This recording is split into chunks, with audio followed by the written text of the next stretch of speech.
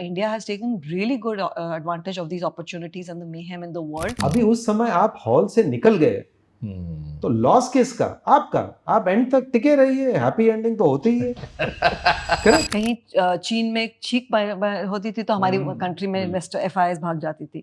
अब domestic mutual funds, आप बता रहे थे आपने कितने लोगों से बात करी है, they are driving the capital markets, right? Domestic capital इतना है, regulators are very good, transparency बहुत हो गई है मार्केट्स में, markets are deep, private equity ने 40-50 बिलियन डॉलर डाल दिए हैं कंट्री में, they are vested enough to make sure that the country does well. Domestic Indian companies M&A कर रही हैं, पहले कभी नहीं होता था। आप कभी भी किसी डोमेस्टिक, आप या मैं कभी भी किसी डोमेस्टिक कंपनी को मिलने जाए और हम कहें चलिए आप एक्विजिशन कर दीजिए, वो हंसते थे।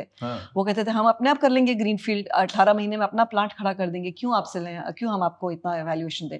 अभी हमने टोरेंट को JB केमिकल्स दिलवाया, वो $3 बिलियन का एसेट है। हमने मैनकाइंड को भारत सीरम दिलवाया, they outbid private equity investors, right? And then bought these assets. So it shows you that domestic pools of capital are alive and it's very good. It's at this level, at a $5 trillion economy, हमें आत्मनिर्भर होना ही पड़ेगा in this kind of globalizing world. So I think in a way India has taken really good advantage of these opportunities and the mayhem in the world, made itself more, अपने आप को ज़्यादा आत्मनिर्भर किया. Plus also the other thing we've done very well is we've diversified our sources of capital.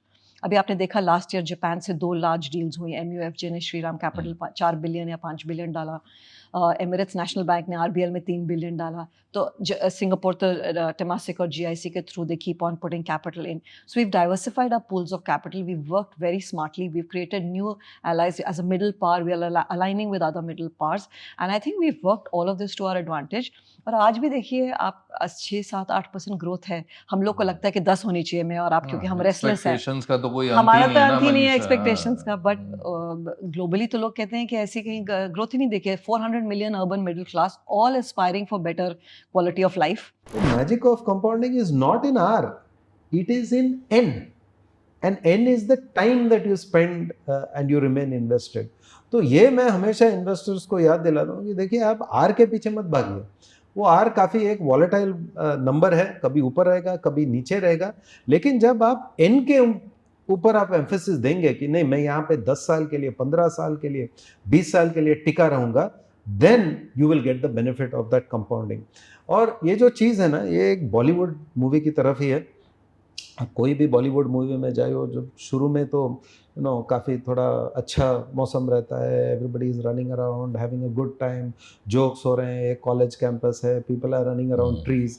फिर interval के बाद थोड़ा एक घमसान प्रॉब्लम आ जाती है, कोई झगड़ा हो जाता है, people fall out of love, there are challenges, रोना आता है, हाँ, रोना हो जाता है. अभी उस समय आप हॉल से निकल गए तो लॉस किसका? आपका. आप एंड तक टिके रहिए, हैप्पी एंडिंग तो होती ही है. करेक्ट? लेकिन लोग उस समय घबरा जाते हैं, लेकिन बॉलीवुड मूवी में कभी तो निकलते नहीं है, राइट? सो मैं बोलता हूँ उसी तरफ आप इन्वेस्टमेंट में भी टिके रहिए, क्योंकि सबसे इंपॉर्टेंट जो है वो N है, नॉट R. तो once people are able to reset that thought process, मेरे ख्याल से then they will be able to remain invested for longer.